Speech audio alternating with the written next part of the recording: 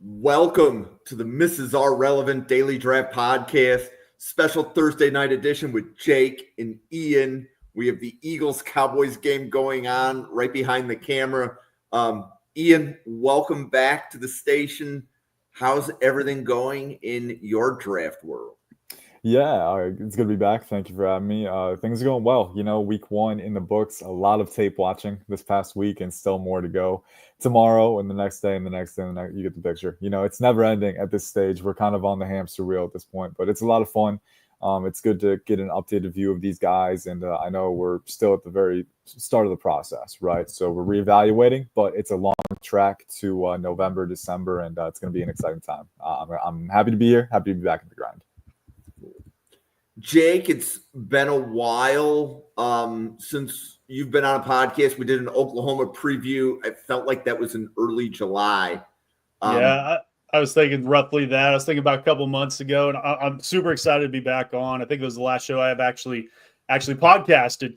And hey, we got week 0, week 1 in the books. The prospects are rolling in, and it's time to start building out the boards. And the draft professors never quit. And we got NFL back on TV. I mean, we got 3 drives, 3 touchdowns already. If you're a fantasy player, we're rocking and fucking rolling. So I'm super excited to talk about this game of the week, 100%. Well, let's dive into it. Yeah, so Michigan, Oklahoma is probably the best college game of the weekend. We've done game previews all week, and it was really difficult to find games to talk about this week, except this one. This was I believe this is the only game with 2 ranked teams. Ian, what's the biggest draft story in Michigan, Oklahoma for you? Biggest draft story. That's a tricky one because there's like a few ancillary ones that I've got my eyes on for sure. I think on the Michigan side, a lot of talent on the defense. I mean, if you want to talk about draft in the far future, Bryce Underwood, I thought he looked pretty sharp in week 1 for a true freshman. I think, as far as having the physical tools, but also the natural mechanical synergy, right? I think the processing and the feel will come in time. It's there sometimes, it's not there sometimes. We still have a really small sample, but definite person to watch for the far future. In the immediate future, I'm looking at that Michigan defense personally against John Mateer and the Oklahoma offense. I think Keontez Lewis and Deion Burks look really sharp in week 1, granted against Illinois State, but Keontez Lewis, 6'2", explosive long strider who showed off some nice stem IQ, some angle freedom on his vertical breaks, and then pretty good body control at the catch point on some plays too. And then Deion Burks, moves like he's controlled by a joystick, right? I mean, he's so shifty, so fluid and free-flowing with the change of direction, and he can stop on a dime too. There was a whip route that I saw heading into a dig where he just left the defender in the lurch because he could stop on a dime, cut 90 degrees. The quickness is there. The stopping ability, the decel is there. So Deion Burks, and he's got some rack too. So big fan of that wide receiver duo. And I'm really intrigued to see the Michigan defense and how they match up because they had Zeke Berry in the slot last year. Now they've got TJ Metcalf from Arkansas. And I liked a lot of what I saw in week 1 from TJ Metcalf. Now, obviously, athletically, Deion Burks is a different beast now that he's fully healthy, especially. So that's what I'm zeroing in on, the Michigan defense versus the firepower of the Oklahoma offense. And there's other weapons too. Jaren and Kanak going up against the linebackers of that group too, and the safeties. It's going to be a fun one. But that's kind of the one-on-one that I've been zeroing in on.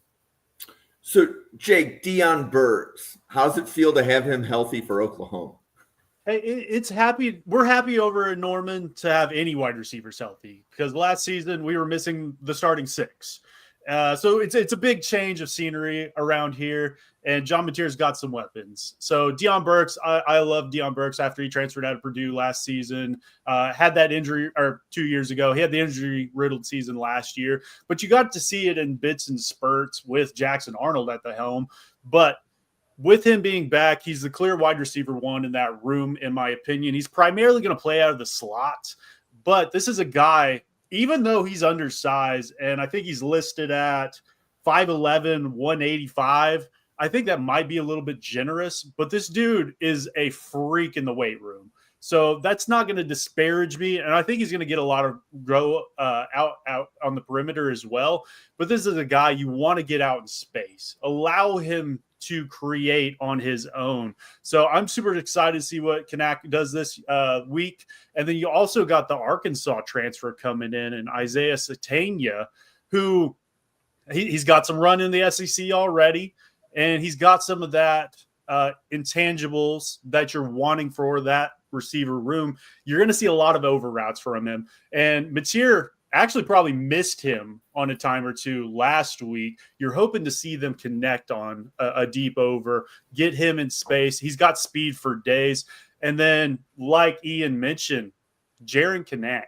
We talked about him on our Oklahoma preview. He was the last person I brought up as just as kind of a wild card, because this is a guy that's a former linebacker who then switches over to the offensive side, has never played the position up until this offseason. He did play quarterback / running back in high school, and I highly encourage everybody to go check out his high school highlights, because it looks like Derrick Henry out there just plowing through kids, and I don't know, maybe 2A, 3A schools. So you absolutely love to see that.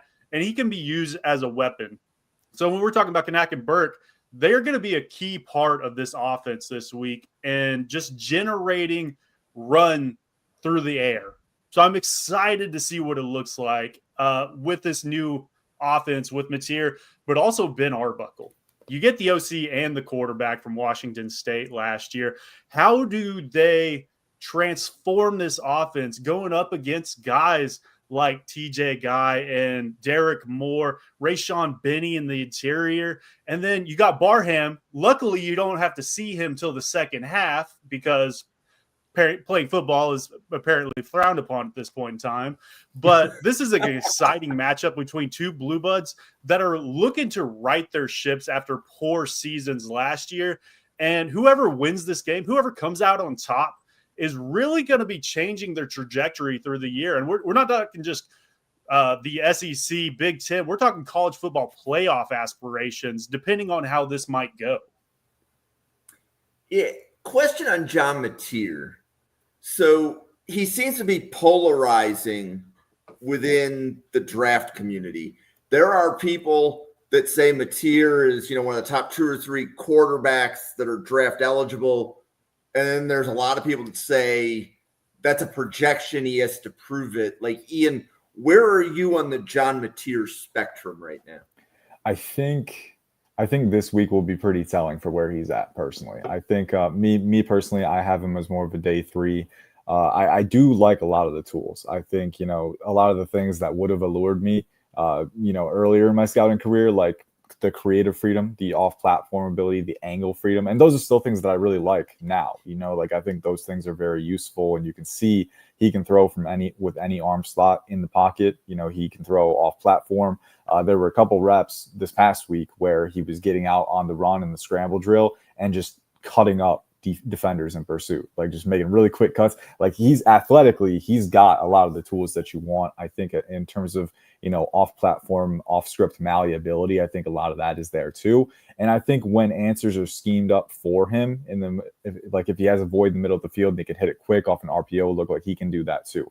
The question for me is under pressure, right? You need to speed up your clock a lot, and I don't trust his field vision there. I think, especially even this past week, there were some reads that he missed. And when you miss reads, you lose time, you lose opportunities, and the pressure eventually closes in and you're flushed out of the pocket, right? So you kind of corner yourself when you're not able to capitalize on opportunities when you have them. I don't quite trust John Mateer consistently there yet. And I think the Michigan defense is going to force him to either, show up with that, or it's going to force him into a box with his creation, because he can't quite dice up the field the way he could this past week, right? I think Michigan, they have the secondary, but like we said, they got Jyaire Hill, who looks improved technically, and he's a long corner who can kind of smother boundary threats. Zeke Berry on the boundary looked really good too, and he's got that versatility. And again, TJ Metcalf, athletically, that's going to be the big question mark with him. I don't know if he has the level of athleticism that Deion Burks has, right? And so that's going to be the key. But they have a pretty good secondary, and they got Jaishawn Barham, who, again, he won't be available for the first half. But once he's in the second half, Oklahoma hasn't established a lead, and Michigan can play with a positive game script.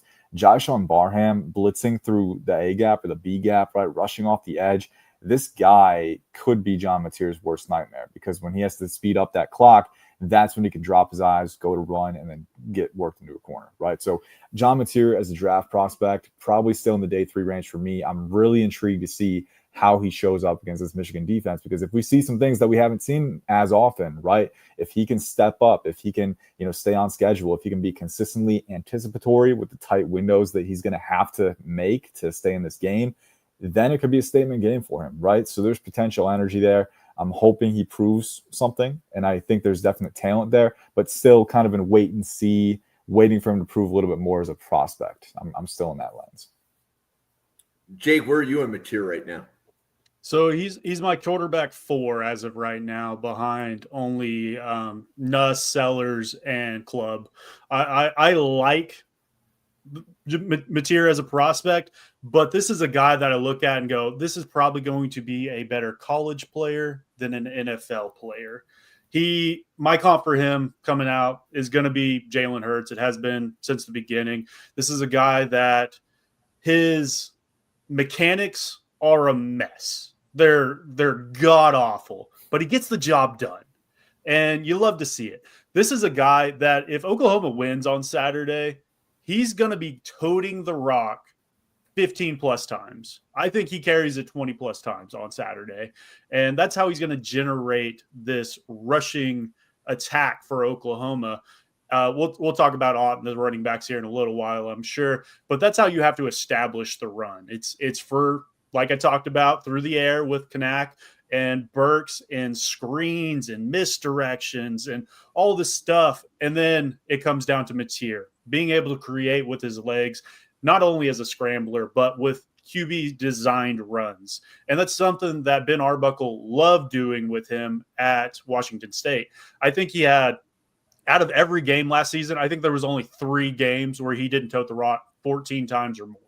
So that's what I'm looking at. And kind of on the vice versa side of things, Bryce Underwood, we didn't get to see that against New Mexico, but that's something he does very well. So that's something I think when you look at Michigan and these Wolverines, they're going to go, hey, true freshman quarterback, let's keep it simplified against this Brent Venables defense and allow him to do what he does well. So obviously, true freshman, we're not talking about the draft, but if we're talking what he put on tape against New Mexico, if I'm picking a singular prospect out of college right now and go, hey, I'm starting a franchise with him, it might be Bryce Underwood. Dude he throws piss missiles already, and he's got the size and the strength, and by all accounts that's coming out of their practice reports, he's that dude. So even though he's a true freshman, it's something Oklahoma really needs to account for. But going back to Mateer, like I said, he really needs to grow throughout this season. I don't think he's going to change a whole lot of his arm release. He's going to do the side arms. He's going to hold the ball for too long, and he's going to scramble back there, and he's going to hold the ball for 6 seconds, and then Deion Burks is going to go streaking down the sideline, and he's going to make it happen. But that won't work at the next level, probably. So that's where I'm at with all this. I love Mateer, but he's a better college prospect than an NFL prospect. Yeah, 2 notes to follow up on that too. Mateer actually kind of reminds me a little bit, not a player comp, right? But I think a note that I had for Quinn Ewers as well was the lack of mechanical discipline. He's really freestyling when it comes to his footwork and his arm angle, right? It's all over the place. Like Jake said, he gets the job done as a college QB, right? But you look at it from an NFL lens, and I don't know if there's a translatable process there, right? If he does want to make it at the next level, because mechanics and timing and rhythm and pocket discipline and management and processing, like those all go hand in hand at the NFL level. If one thing is out of sync, it can cause a cascade of issues. And if the processing is a question mark to begin with, that can affect it too. So that's something that I need to see improve. And sometimes guys don't. Sometimes they just have those habits or those play styles, and that's how they operate. Bryce Underwood as well. The arm, I just have to co-sign. Like when I saw him throw that, probably his first pass, right? I was like, are you kidding me? Like the velocity it jumps off. You can't even see the ball. He throws it so fucking hard. Which another thing on his right is he will have to learn to pull that back and layer those throws and stuff like that. You can't do that all that at a time. But hell, that got Will Levis drafted, and we know as a Titans fan, we know how that worked out. So a lot of coaches will see that on tape and go, I can fix him. I can do it. He's just like your ex-girlfriend. That's how they're going to bring that approach to this. So I'm excited to see what he does against a roaring Prowess on the Prairie on Saturday. Okay, so Ian, here's an interesting question. Safeties. How many safeties in the Oklahoma-Michigan game do you think get drafted in 2026? I'm looking at, I'll shout out the names while if you have to mull it over, but it's safety Peyton Bowen from Oklahoma, safety Rod Moore from Michigan, safety Samuel Omosigho from Oklahoma, safety Robert Spears-Jennings from Oklahoma, and I'm missing one from Michigan. So you got TJ Metcalf's technically a safety, but he does play more of that overhang slot position.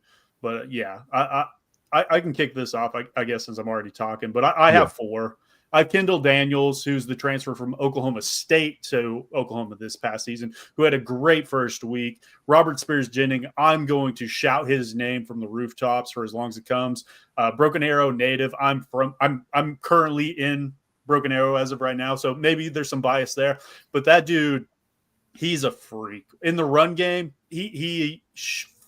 I've never seen a player that can be able to find the gaps, shoot that, and just shut plays down before you even get started. But you can also still drop him into a cover 3 quarters. He can even split half if you wanted him to. I'm super excited for him.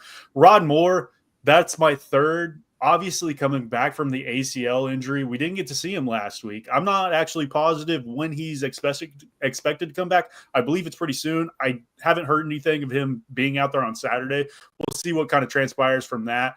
And then, yes, TJ Metcalf. I really got put on to him last week. I did like what I saw. I mean, they brought him on blitzes off the edge. He looks to be good in zone, and athletically, I think he brings what you want to the table. 6'1", 200 pounds. Love it. And he has that versatility play in the slot, but also drop back into coverage as well. So those are my 4 as of right now. Yeah. How about you?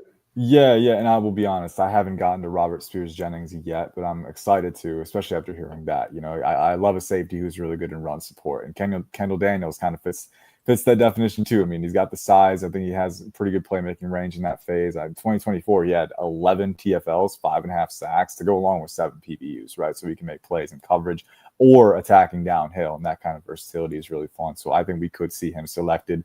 Rod Moore was a player that I was really big on before he got injured, and I still really like the player, man. I hope he comes back and he's fully healthy, because when he was on the field, and I know it feels like it's been a long time ago, but this was one of the more explosive athletes, but also really instinctive. I mean, his reaction speed, you know, responding to play direction, right? I mean, he would snuff it out. You know, there weren't any delays between cognition, you know, reaction, or diagnosis and reaction. Like, he just triggers downhill so quickly. He's a little lean and lanky, not the biggest guy, but I thought he held up well in terms of physicality. And I thought he had the foot speed and the malleability, the coverage mobility to play nickel as well, you know, on some reps, kind of moonlight as a nickel and off man, as well as play in zone in space with, you know, his pedal and weave and sinking his hips. So he was a really versatile, really high IQ player. I'm really hoping that he gets back to 100%, because I did have not just a draftable grade, but when he was fully healthy, he had a top 100 grade on him. So I love the talent. I think he could be a really good glue guy for an NFL defense. Brandon Hillman, I think, is the one that wasn't mentioned. I don't know if he gets drafted. He's a hard hitter. He's a really good player in run support in terms of dishing out physicality. I think TJ Metcalf is the more versatile player. And just watching TJ Metcalf operate this past week, obviously against a lesser opponent, but as Jake said, the versatility is there. And I loved his play in the run game. This is a guy who's, you know, willing to slab tight ends, you know, even moving offensive tackles, and, you know, kind of get them upright with really good leverage play. And then he can make tackles as well. I think he's a really versatile player, but also a player who could, you know, withstand the rigors of the NFL game. And that's really important for me too. So I could see TJ Metcalf. I could see Kendall Daniels. I got to check out Robert Spears-Jennings, so I can't give a ruling there. Rod Moore, if the medicals check out, right? I think he could be. The medicals will be the big wild card for him, because it's going to some teams will probably flag it no matter what, right? And I do think he could fall to day 3 if that happens, or even late day 3. But I could see a team taking him when the cost is low because the player is that good if he's healthy. Yeah, and I think Rod Moore, I think even the floor is a really good special teams player. Oh yeah, for sure. Even if the injury isn't fully there and being a starting safety is not in his, let's say, trajectory, he would still have a floor of being a very athletic special teams player like a gunner or something to that effect.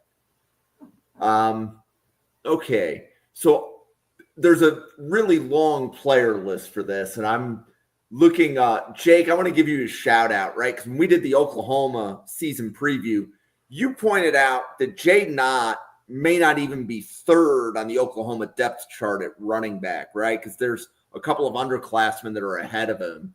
But you want to remind everybody about the Oklahoma running back depth chart and the Jaydn Ott versus Justice Haynes. Let's start with the Oklahoma side of the ball. And I think that's kind of been the discourse around all of national media, but also some local media as well, is why didn't Jaydn Ott start last week? And why did they throw him out there in the third quarter? Why was he out there on a kickoff return to start the game, but didn't do anything other than touch the ball one time? So the coaching staff was very open about that before the week even started. They came out and said, hey, they didn't say we're playing Illinois State, but they basically came out and said, hey, we've got our rookie running back, our freshman running back coming in, Torrey Blaylock, who played great. We have Javonte Barnes. They've been healthy all offseason, so we're going to honor them with the start. When you look at Taylor Tatum, Xavier Robinson, and Jaydn Ott, they've missed time throughout the offseason. So they basically said, hey, these two are going to play primarily the lead roles, and then the other guys will kind of come in. I don't even think they intended on Jaydn Ott taking a carry, but Torrey Blaylock got injured in, I believe it was the third quarter, and I kind of think they were scrambling a little bit from there. They threw X-Rob out there. They threw Ott out there for a series.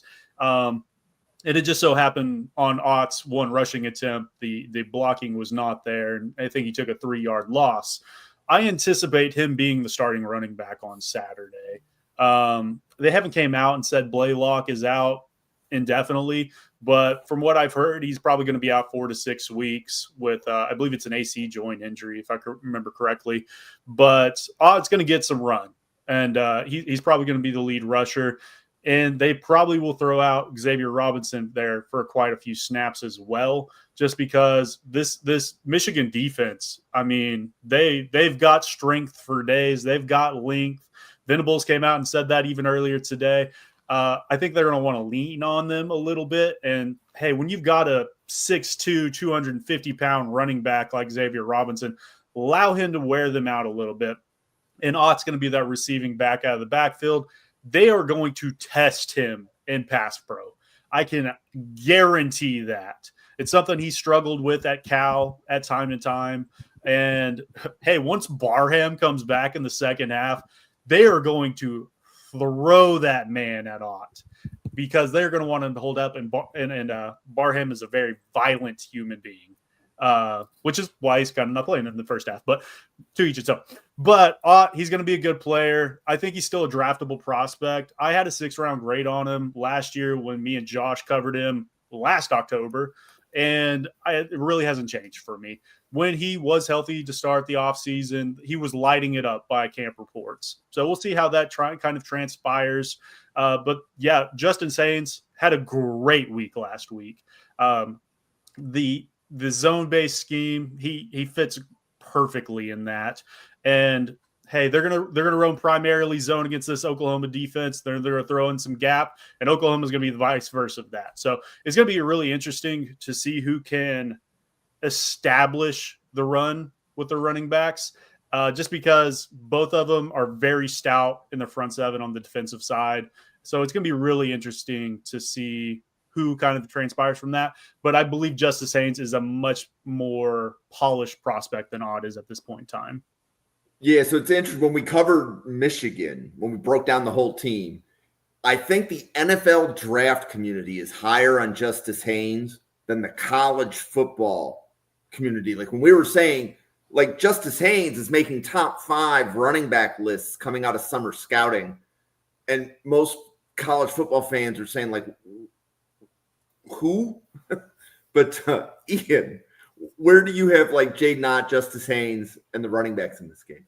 Yeah, so Ott probably heading into the year was more of an early to mid day 3 for me. And that's kind of assuming that he's healthy, right, and back to his cow form, because I think you don't have a super big guy, right? You know, probably around 200. I think as a north-south runner, he's got enough vertical speed to contend, and I think that was kind of his main mode at Cal. You know, he can find the hole quickly, he can get upfield, but I don't really see a guy who has great rushing leverage, runs a little upright sometimes, and I think that can hurt him when guys get into his frame. And then on top of that, doesn't have high end mass too, and then also just not as much contact balance to go along with that too. So I thought he was reasonably explosive on the vertical plane, a pretty solid north-south runner, a good receiving threat as well, but not an overly big guy, not super durable, and then questions in pass protection too, right? And especially for backs who are on the day 2 to day 3 fringe, right? And you know, anywhere in that day 3 range, 4 to 7.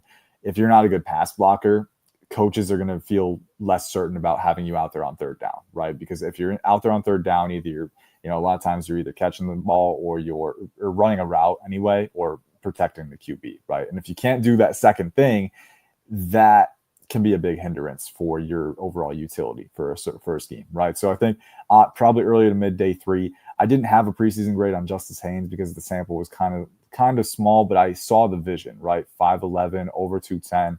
And I think this past week, right, it was against New Mexico, but 186 yards, 3 touchdowns, right? Almost 10 yards per carry.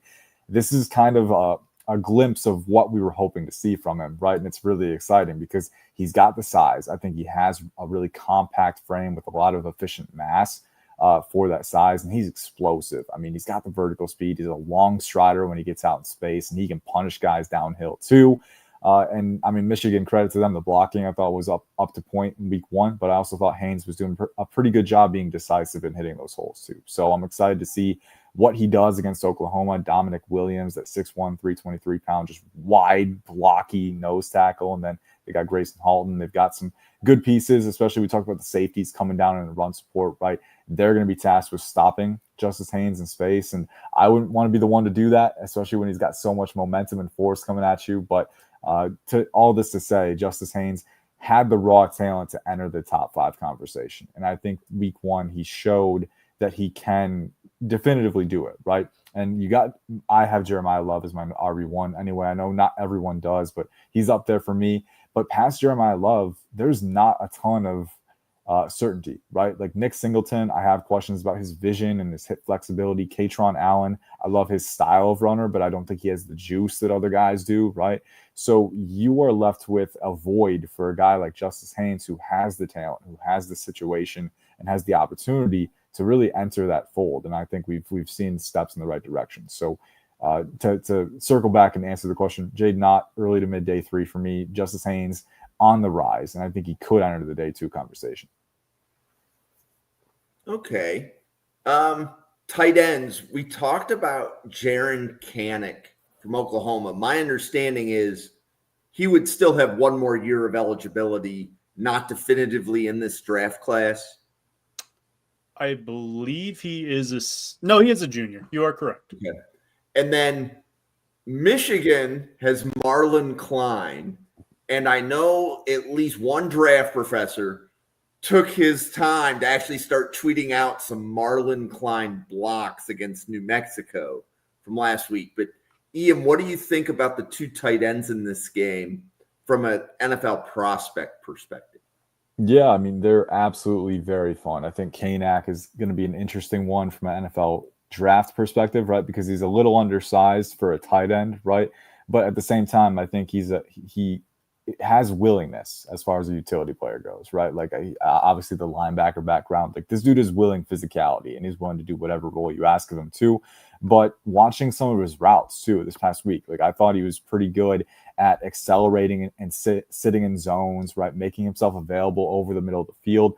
I think as far as the hands go, they can be a little more sturdy against contact. There were a couple throws over the middle where he found his own, he sat in it, and he got the ball, but then he experienced contact right after, and there wasn't stability there. He lost it on one occasion, I think.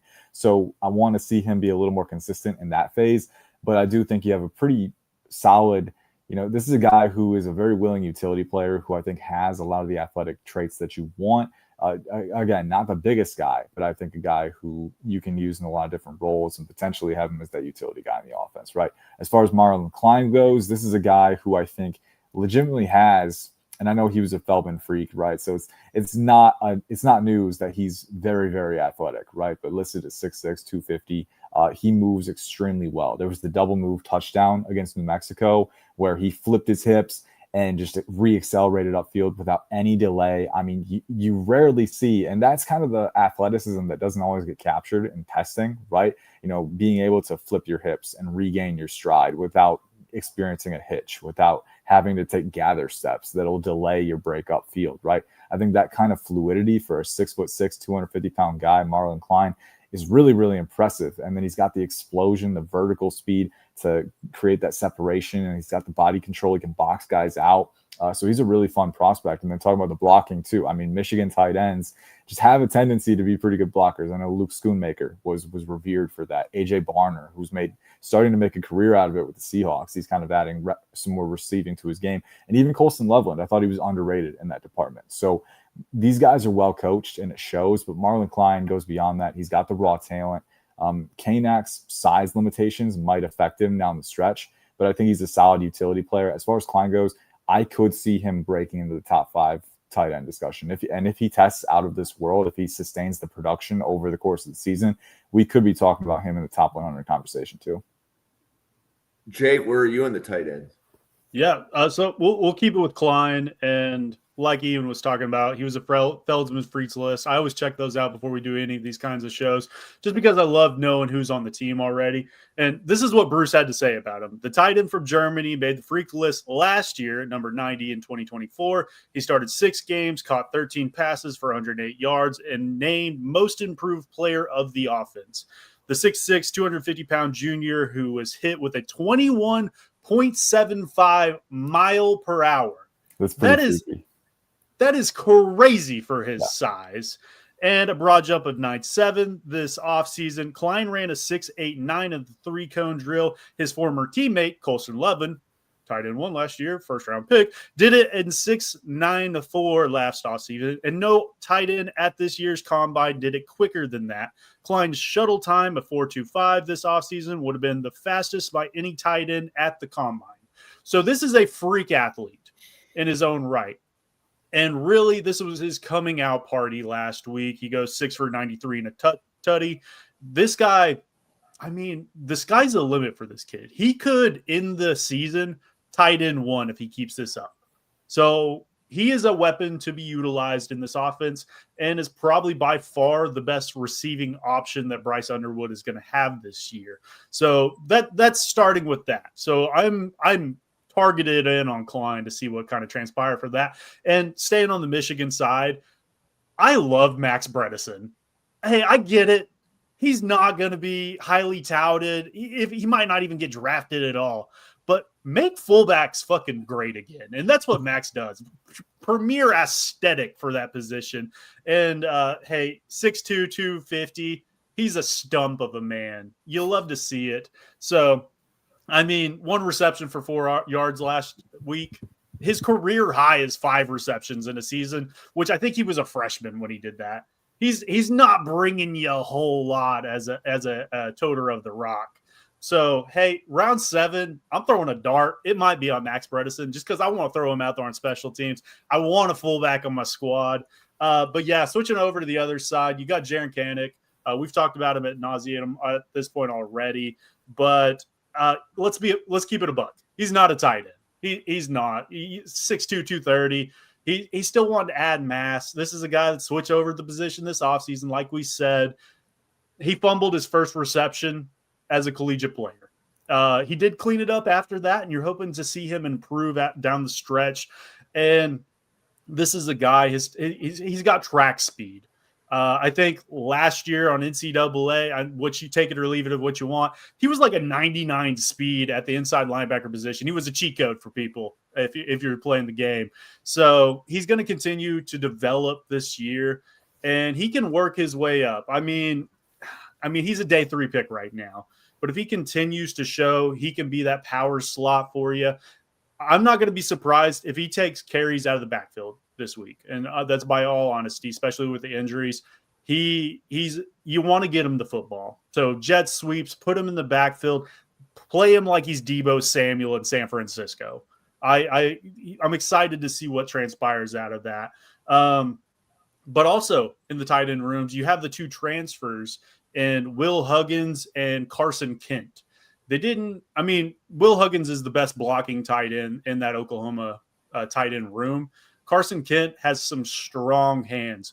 So I get it. Kanak's got a great start to the season. I'm not going to be surprised if one of those 2 supplant him on draft boards, just because they're more stereotypical Y inline blocking tight ends for you, to something that Kanak cannot offer you just due to his size limitations. So overall, this is a great tight end just game, because there's a lot of guys that you can pay attention to, and you got a high-end talent in Klein, in my opinion. Okay. We have barely touched on the hog mollies in this game. That would be anybody that's on the front 7 for the defense, as well as the offensive line for both teams. Ian, who is your highest ranked Michigan front 7 player? Highest ranked Michigan front 7 player.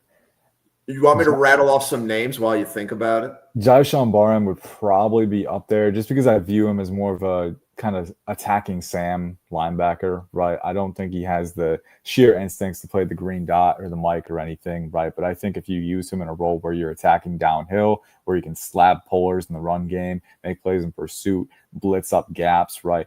Disguise rush looks and do delayed blitzes. Like, I think he can be a weapon as far as that goes, right? So if you have an established Mike linebacker, Baltimore is one place, just theoretically, that I would love to have him, like alongside Roquan Smith. That would be scary, right? So he's probably my highest rated Michigan front 7 player. But Rayshaun Benny is kind of an early day 3 guy for me. I'm really intrigued to see what he does with the long season, right? Because 6'4", around 300, right? But I think he has over 33-inch arms by my estimate. So he's a long player who's really powerful. I think he's able, that natural stacking ability is really there for him, right? He's a little stiff in the hips. I don't love his leverage play. Sometimes because of that hip stiffness and that kind of high cut frame, he'll pop up a little too high. But he is explosive, and he has that natural power profile that makes him really tough to handle, especially one-on-one, right? So I think, again, not as high of a ceiling as we've seen from Michigan defensive tackles in previous years, but a player who is very appealing. There's the edge prospects from Michigan too, TJ Guy and Derrick Moore. I happen to like, okay, I'll preface with it because I know we were talking about TJ Guy before the pod, and I know some draft professors are very high on him as far as first round. I wouldn't see him there. I probably wouldn't see him close to round 1. I think he's probably more, I could see him go late day 2 as maybe more of a situational pass rusher. I will say some of the run defense reps against New Mexico, granted, New Mexico, right? So there's a caveat there, but I did appreciate how he was able to stack and shed and stay active in that phase. But his length does not appear great to me. I think that's going to be a limitation for him at the NFL level, right? I think his measurables, sheer height and weight, are okay, but I think the length limitation is going to hurt him in terms of generating true power consistently against larger NFL offensive tackles. He's got the explosion. He's got the bend. I really love how he's able to turn the corner. And I think when you watch him and Derrick Moore side by side, that juxtaposition is clear. Derrick Moore is definitely a lot stiffer in the hips. I think he's mainly a power guy. And TJ Guy can actually, he's got the explosion to create angle advantages for himself, and then he can capitalize on those by getting beneath the corner, by running the arc, right? So that's a fun trait to have. But I do think the power component, I do think holding up the run game at the NFL level, those things are concerns to me, right? He's got the competitiveness for sure. So I'd probably have him as more of an early day 3 guy for me personally. And then Derrick Moore, kind of in the same lens. But if he can keep refining his pass rush arsenal and add to that, I do like him as kind of a developmental guy. But I see him as more of kind of a battering ram type, right? He's got enough explosion. He's got enough of a power profile, right? But I don't know if he's well-versed enough outside of that. So though all of those guys are kind of clustered together, Jaishawn Barham, probably my highest graded one. And I'll throw out Ernest Hausmann as well, right? Again, probably day 3, but I was kind of impressed by the range that I saw in week 1. So I'll be watching him closely. I'll be seeing if he keeps excelling in Big Ten play and even against Oklahoma because of all the dynamic presences that they have on that offense. That'll be a good test for him too. So, Jake, how about you? How do you stack up the Michigan front 7 on defense as far as the draft board goes? I mean, pretty similar. Barham's going to be my number 1 out there, and I do agree with Ian. He's your standard typical Sam. He reminds me almost of like a Rayshaun Evans coming out of Alabama many years ago now. He's a great athlete. He's violent, and he brings a lot to the table, but I think he's maybe the best pass rusher that Michigan might even have. So I wouldn't disagree with that. Yeah. So that's definitely a plus in his right.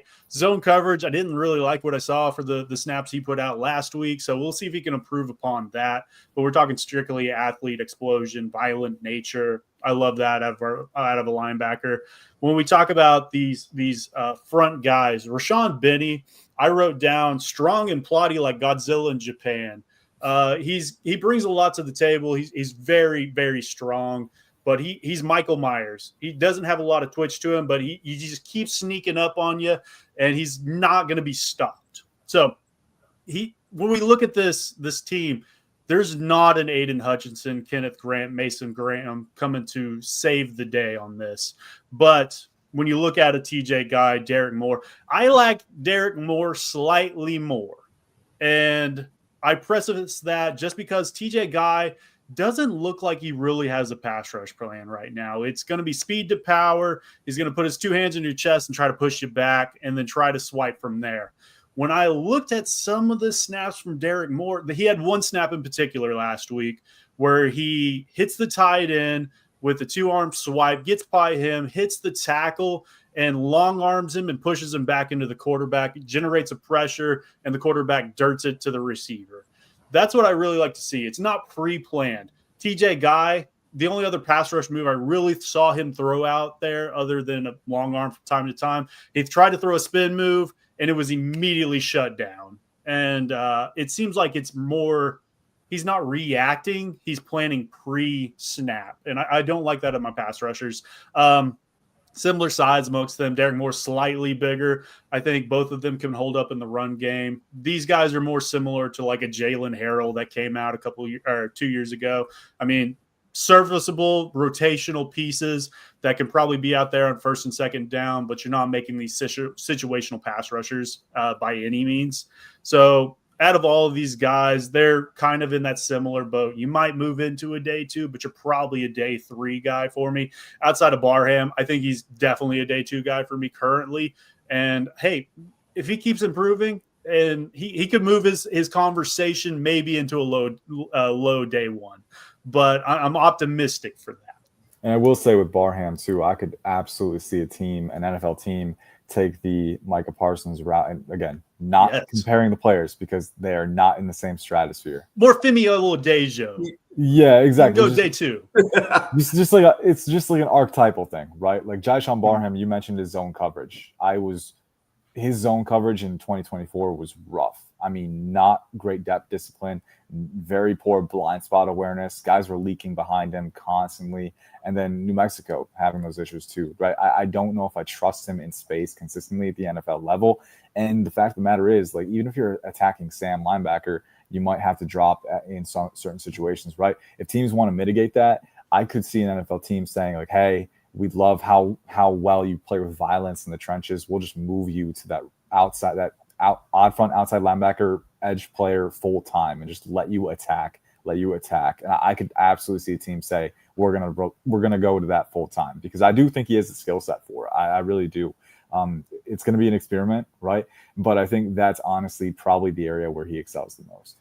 You see, and you beat me to my prompt because what I was going to ask is, do you think Barham projects better as a linebacker or an edge? When we discussed Michigan, we spent a lot of time talking about the Michigan edge room, and is Barham a better edge than Guy or Moore?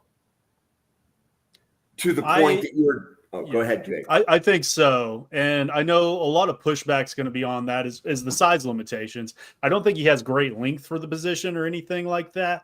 But, I mean, we're about to talk about R. Mason Thomas, and, I mean, he's basically the same size as R. Mason. There's no reason he can't do that, in my opinion. And as we know, the NFL is getting smaller and smaller each year. So, at the end of the day, I think he can win with his quickness and stuff like that. And in addition to the zone coverage, Sherrone Moore. Why are we dropping TJ Guy and Derrick Moore into the flat? Why are we dropping them into coverage? Let your edge rushers be edge rushers. Let them pass rush as much as they can. I saw that multiple times. It's like, what are we doing? What are we doing? Why are we doing this? So it'll be interesting to see if we see any of that throughout the season as well. Well, Jake, you gave yourself your own segue. So we definitely have to talk about the Oklahoma front seven. Do you want to handicap the Oklahoma front seven for the audience that may not be familiar with all of the Oklahoma defenders? Yeah, so there's quite a few of them. This is the strength of both of these teams. And that really comes down to what it is. How do these offensive lines attack them? But when you're talking Oklahoma strictly, like I said, we got R. Mason Thomas, I think 9.5 sacks last season in the SEC. He's going to be the guy that you lean on. He's going to win with speed. He's got great strength. He's going to be a liability in the run game at the next level, in my opinion. But when we're talking strictly collegiate level, he can get it done in the run game. You look on the opposite side, that's the question marks, because you have PJ Adebawari, former 5-star, entering year 4 under the Brent Venables system. Hasn't really broke out. You know, Adebawari over there at the Colts is his little brother. And then you get Marvin Jones Jr., who transfers in from Florida State, 5-star in his own right as well. Those guys have gotten a lot of hype this season. But then you also have Damonic Williams. Well, no, he's a tackle. There's also, why is my name forgetting me right now? Taylor Wine, the redshirt sophomore, has gotten all the hype this offseason. He got a sack last week. You're going to see a lot of Taylor Wine out there. So you're talking strictly 4 pass rushers that can get it done. But R. Mason Thomas is going to be your numero uno when we're talking draft boards. And then, yes, on the interior, you got Damonic Williams, who's going to be that traditional nose tackle for you, who transferred in last year, had a great year. And then you have Grayson Halton, who actually brings you pass rush chops from the interior. And even within that rotation, they might not even be the top 2. You have Jaden Jackson, who is an all SEC freshman defensive tackle. And then on the other side, you got David Stone, the 5-star plus. Both of those players playing at IMG Academy come in together last year. And David Stone's really putting it together. And my God, the hump move he threw on the guard last week at Illinois State, it made it click. And I was like, this guy's future first-round pick. But he's a true sophomore. So when we're talking draft specifically, you got Grayson Hall and Damonic Williams, both going to be great in their own rights. And like we've been talking about, they're really going to force – Oklahoma's going to try to force Michigan to let Bryce Underwood beat them. They're going to try to take away that run game as much as they can, and it's going to be these 6-7 players we've been talking about already. And then you get to the linebackers. Kobe McKenzie's kind of filling in that role for Danny Studsman now. Had a decent week 1. He's still learning. He's coming along. Got traditional inside linebacker size and length. And then you got Kip Lewis, Kip 6 on the other side. That's the guy that I'm really looking at. That is the playmaker. You're going to be primarily playing that will backer for you. And he's going to clean up a lot of stuff. And he's got that new NFL linebacker that you're looking for, that's slightly undersized, able to shoot gaps opposed to disengage from blocks and be able to clean stuff up. And he's decent in coverage as well. I mean, 2 pick sixes last season. You're hoping to see more of that this year. And then Sam Omosigho.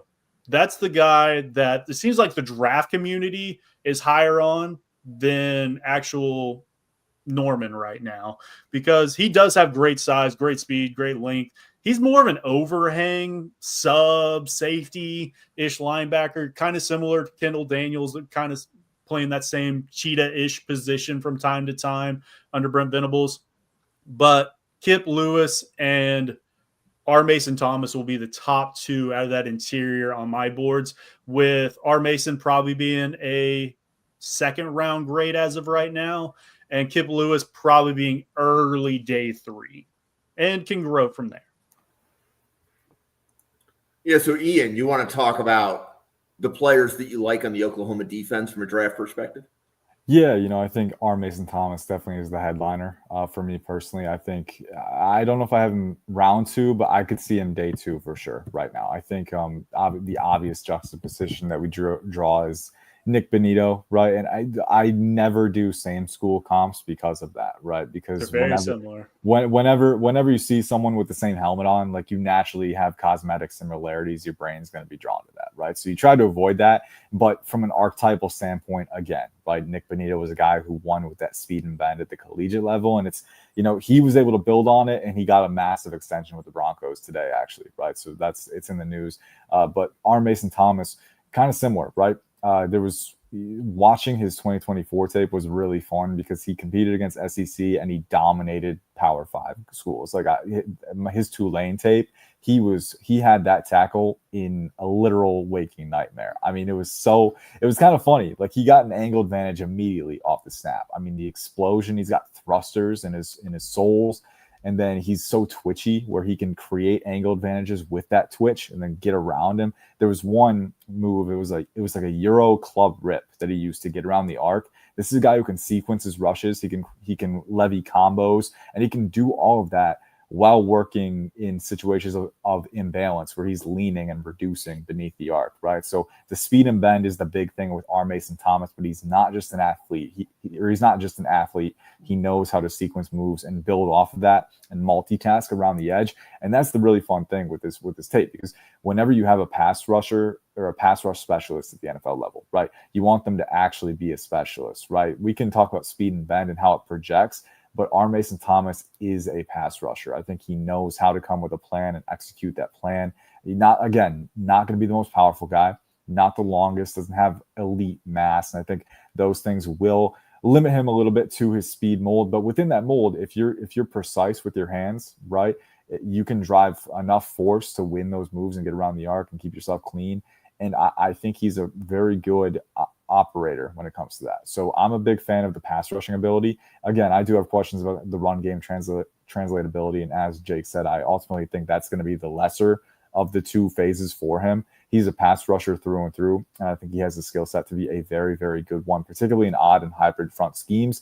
If you get him out in wide alignments, his explosion, his twitch, his bend, he can create mismatches for tackles so easily. And then he has the hand usage, the arsenal to capitalize on that. So big fan of what he has to offer. Everyone else in that front 7, probably day 3 at best for me right now. R. Mason Thomas is the headliner. But Taylor Wine, I had not heard that name yet. So again, I'm going to write that down and I'll track his progress as the season progresses, because it seems like there's a lot of talent in that Oklahoma front, some of it unproven, like Grayson Halton. Yes, when I watched his tape, I was like, all right, I can see the vision. I can see the tools. He's kind of that sawed off, leaner defensive tackle who could be a one-on-one disruptor. But again, I don't see the execution right now. So I'll be tracking him across the season too, and playing alongside Dominic Williams. Ideally, it would be a very, very good yin-yang combo for them. But a lot of guys who still have to prove it a little bit, right? So I'm excited to see how they progress. But R. Mason Thomas, I think he's already proven that he is worthy of at least day 2 consideration at this stage. Yeah, Ian, if you're podcasting and you get a new name, that's a reason that everybody else should be watching the podcast, right? Mm-hmm. We're giving new names. There's a reason that we do these. So I love the fact that you got a new name out of this. So thank you. Yeah, I mean, hey, it's the draft, man. There's always new names. Like, it's insane. Especially this time of year. Like, I have a watch list of 700 guys, and then I'll look again. It's like, oh, I didn't have this guy. So they just keep coming, man. It's crazy. And you have to account for everyone, because some are going to return to school, right? But we don't know at this stage. So we have to cast a wide net. But that's the beauty of it, man. It's the gift that keeps on giving, the gift of discovery.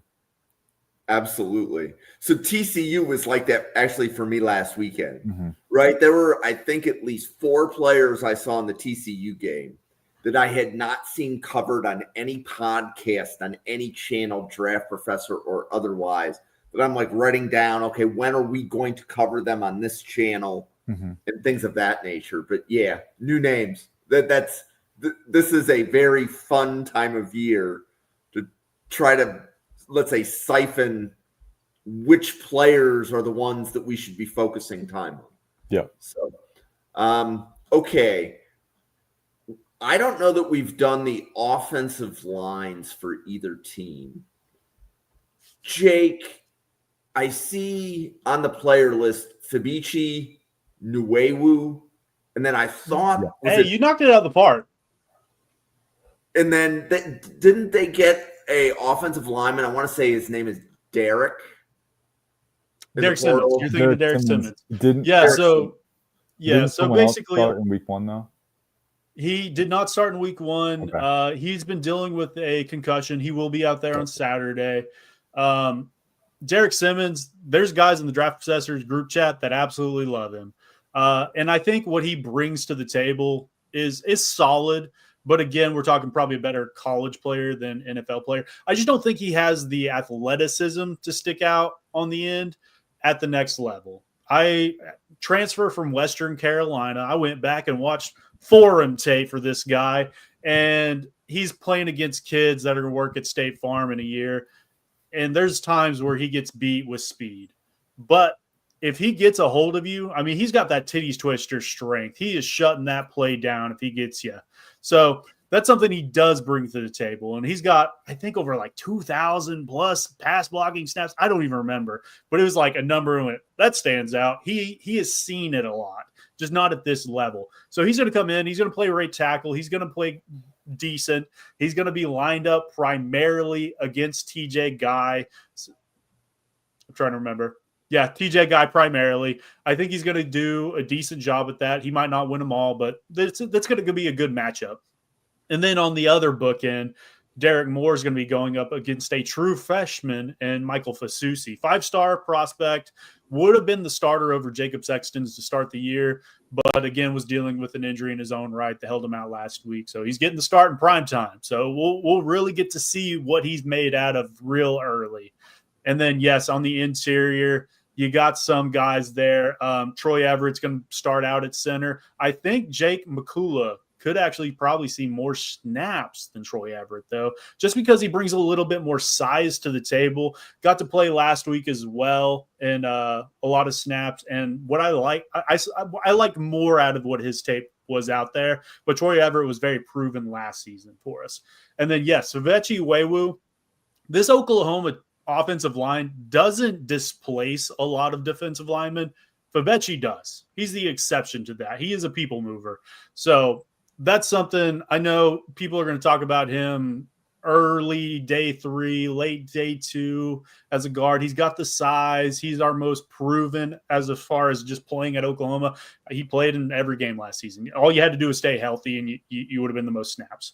And then on the left side, you were switching from EPL, Eddie Pierre-Louis, who true sophomore. If I'm sure everybody remembers the social media clip of the 330-pound offensive lineman in high school running track, blazing by very Caucasian kids. That was EPL. He's a great athlete. He's still kind of putting it together.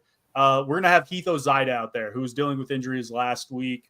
Heath Ozida is by far my favorite draftable prospect. He is a redshirt sophomore, though, so I don't really anticipate him coming out, but his ability to mirror on the interior and to just lock people up in that gap-based scheme, I really like Heath Ozida. So maybe not this year, but we're talking next season, he might be a day 2 pick for you.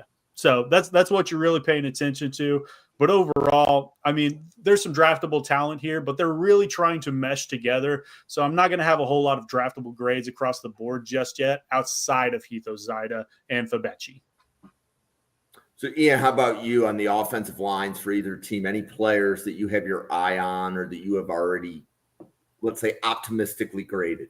Yes, there's a couple. Febechi Nwaiwu was actually. I'm really glad that Jake mentioned him and went in depth, because I was gonna ask Jake, like, what's the first one that comes to mind when it's the draft, and Febechi was the first one that came to mind for me for Oklahoma. I would probably have him in the mid-round range right now. I like him a lot, though. I could see him going top 100, kind of fringe day 2. 6'4", 328 is what he's listed at. And I think you look at the tape, I do think he's a little stiff in the hips, which, guard is exactly where he belongs if that's the case, right? But, I do think there are times when he hinges around and explodes as a puller, and he's got the range to get from the, B gap to the opposite C gap, right? I do think he has that ability. Again, he's a displacer. He's got that natural hand power. He'll finish you if you give up leverage, right? And then I do think in the pass protection too.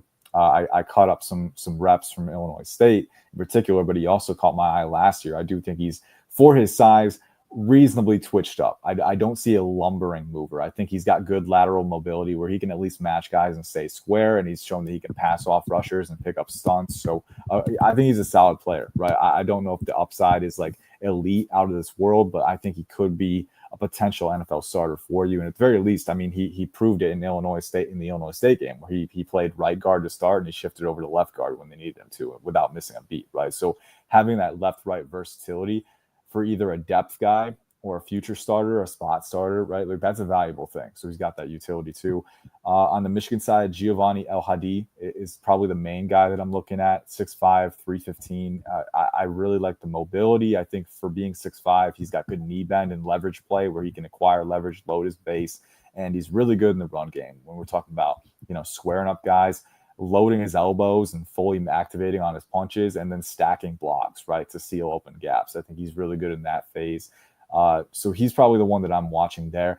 In terms of matchups, I'm really excited for Febechi Nwaiwu versus Rayshaun Benny because I think that's kind of unstoppable force meets a movable object. You're talking about a guy in Nwaiwu who's got violent hands, who's really heavy-handed, and he can move you, right? Jake said it, but also we got a guy in Rayshaun Benny who, when he fully extends with his power profile, he is very, very tough to get off the ball. And he's a guy who can stack and hold the line and prevent displacement. So it's going to be a really, really fun test to see who comes out on top there. And on the Michigan side, really curious to see how Hadi works with his teammates, but also Evan Link at tackle. Not really looking at him as a draft prospect, probably a UDFA at this stage, but I look at him, if he's ever lined up against Mason Thomas, that's a major mismatch. I mean, this is a guy who struggled with speed across his Michigan career, so I could see Mason Thomas having a field day if he gets some one-on-ones against Link. So some matchups to watch. Febechi Nwaiwu is probably the guy that I've got circled in this game, but Giovanni Hadi as well. I'm excited to see what he can do. So I'm counting. I think we just covered 30 players in an hour. So if somebody ever asks what your speed is, you can say it's 30 players an hour. Player every 2 minutes. Yeah. Yeah. That's pretty good. Mm-hmm. Like covering 30 players, like you two just did that quite well. Me and Josh wouldn't do 8 players in an hour last year. So we are knocking it out. Yeah. We're in mid-season form and it's just week 2. Jake, do you want to let everybody know about all of the content that you do? Yeah, follow me at Glory Day Sports on the Bird app over there. And then Two Tone Takes, that's the new website I just launched a couple weeks ago. That's where all my draft takes will be at going forward, as well as Tennessee Titans content. But yeah, at Glory Day Sports on all socials. Ian. Yeah, you can follow me at IC_draft on Twitter. I know it's X now. I'm going to keep calling it Twitter. But yeah, there I post film clips. I just kind of follow along with my analysis. I'm back in the draft doing it full time this year. There was a stretch where it wasn't full time, and I got moved away from it for a little bit. It's been a little bit of a tumultuous past year, but we're back in it full time, ready to go, and having a lot of fun doing it. So I'm excited to be back. As far as what I do for PFSN, I will write articles occasionally, but I mainly just do my grading behind the scenes, and then I help curate the mock draft simulator over PFSN too. So, but mainly film analysis, cutting up clips. If you ever have any questions, feel free to hit me up on Twitter. And yeah, it's gonna be a fun draft cycle. I'm very excited to see how it progresses. As far as I saw the comment about picking the game. It's 21-20 at the half, right? Eagles have the edge. I think the Eagles are going to stick with it. I think in the trenches, they're just too powerful for this Cowboys front. I think Dak Prescott, CeeDee Lamb, they'll keep them in it, but the Eagles have the framework. They might be talking about the Michigan-Oklahoma game. Oh, the Michigan-Oklahoma. That's the overlap thing. I'm sorry. Michigan-Oklahoma. Ooh, I don't want to lose brownie points with Jake here, but I'm probably going to go No. Michigan. I think the defense is just too good. I think John Mateer is going to have a little bit of struggles today. I think he'll have on Saturday. I think he'll have his flashes for sure. I think the Oklahoma, their Sooners weapons are explosive enough where they'll get some shots for sure. But Jaishawn Barham, I think Michigan's going to unleash him. I think especially with an offensive line that's still meshing with new pieces, getting cohesion together, that's a recipe for disaster against a guy like Barham, who you can weaponize in so many different ways, right? And I think Rayshaun, I think Trey Williams as well. I think they're going to be able to hold the point up the middle. Febechi Nwaiwu, I like him a lot. I don't know if he can do it all by himself. And I think this Michigan defense, with the talent they have in the front, combined with the guys in the secondary who you can mix and match, I think they've been really good in coverage so far this year. I think it's going to be a struggle. I think Bryce Underwood is going to take his lumps too. I think it'll be relatively low scoring, but I do see Michigan coming away with the win here. This game's in Norman, right? Correct. I'll be in attendance. Yeah, I'm going to take Oklahoma at home, but that's so I've spent a lot of my life in Michigan. I did not go to Michigan, but I have spent about a third of my life in Michigan. I have a lot of friends that wear the maize. But I think I'm picking Oklahoma. Jake, do we even have to ask? You don't really have to ask, but I will say this. While Brent Venables has been a play caller, he is 18-1 against freshman quarterbacks. And the one loss being a guy named of Jameis Winston, if you've heard of him. So at the end of the day, I think Brent is going to do a good job of scheming up this defense. He's going to confuse Bryce. And like I said, if I'm picking today and you let me pick anybody in college football to be my quarterback, I'm going Bryce and I'm developing him because I think he has all the intangibles. I think he has the physical talent of the world on his shoulders, and he's going to be a great player. And I'm really happy we're getting him in week 2 and not week 9 because he's going to only improve. But the Palace on the Prairie is going to be rocking. We're striping out the field. You're going to see lots of crimson and cream out there. It's going to be noisy. And something Michigan struggled with last week, I think they had like 8 penalties for 75 yards. I don't remember what it was. It was a lot, though. And he's still going to be working through that. So at the end of the day, I'm picking Oklahoma. I think the over-under is 45.5. I'm technically going with the under, and I'm going to go 27-18 and go right at that 45 mark. But it's going to be a great game. It's going to be fun. God, I hope, or it's going to be a long ride back to Tulsa, Oklahoma in the middle of the night. So overall, Boomer, Sooner. So for Draft Professor, if you haven't caught too many of our podcasts before, we're here every day. So tomorrow we're previewing, I believe it's Iowa State. That'll be a good game. That's a fun one, yeah. At 9:15 p.m. We will also have a Saturday show at 5:30. So that Saturday show will summarize the college games that occurred, preview any games that are going on later that night. So we're here every day covering the draft. In the month of September, you're going to get game previews, really similar to this. Just different people will come and go. There's 24 people at Draft Professor that each show up once a week. So when they show up once a week, we can make daily draft podcasts. So definitely special thanks to Ian and Jake, the 2 regular Thursday podcasters, both bailed within the last 2 hours before we went live. So Jake and Ian, I'm really glad that you two could be here. Let me ask you another question, slightly different game prediction. Ian, over under 14.5 players in the Oklahoma-Michigan game get drafted. 14.5. We're just talking this year? Yep, 2026 draft. Correct. Okay, I can't use Bryce Underwood to juice up the numbers then. All right. Justice Haynes, I'll go with 1. Marlon Klein, 2. I think El Hadi could be drafted 3. Nwaiwu, 4.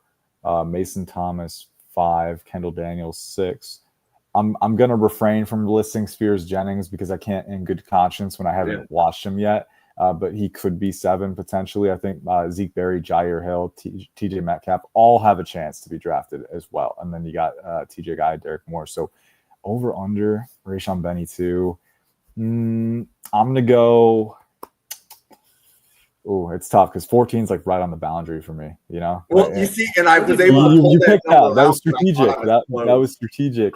I'm gonna go with the under, the safe play, but I think it would be right on the fringe. It would be 14, I think. But yeah, I could easily see it go over. Okay. Over. Yeah. We did a podcast earlier this week where the over under was 3.5, and one person took the under. Oh no. So, Jake, how about you? Over under 14.5 players in the Oklahoma Michigan game get drafted in 2020. I thought I was going to agree with Ian because I looked at it, I was like, 14 is a lot of players. I mean, there's only like 250 something picks. But I just went through my list, and I mean, I think 18 of these guys could potentially get drafted. And obviously, that's not going to happen. Some of these guys aren't going to pan out. Injuries occur, whatever. But I mean, hey, 14 is a great line. I'm going to go with 15. I'm going to say 15 players get drafted, and I'm going to be optimistic. Yep. But, I mean, that's how big this game is. You're watching NFL-level talent on both sides. So I think this is the best game of the weekend. For everybody watching, I would like to say thank you for the 300-plus people that would rather listen to us than Chris Collinsworth. Oh, man, we missed the perfect opportunity to go, now here's a guy with one of our analysis. We haven't talked about a lot of wide receivers. So here's a guy in Semaj Morgan. There we go. There we go. We got it in. Good stuff. We haven't talked about Patrick Mahomes yet either. That's true. Oh, yeah. But we are going to close the podcast down. For the 91 podcasters at the Draft Professor, for special guest Ian Cummings, for Jake, myself, thank you so much for tuning in, everybody, and we'll see you on a podcast again tomorrow night.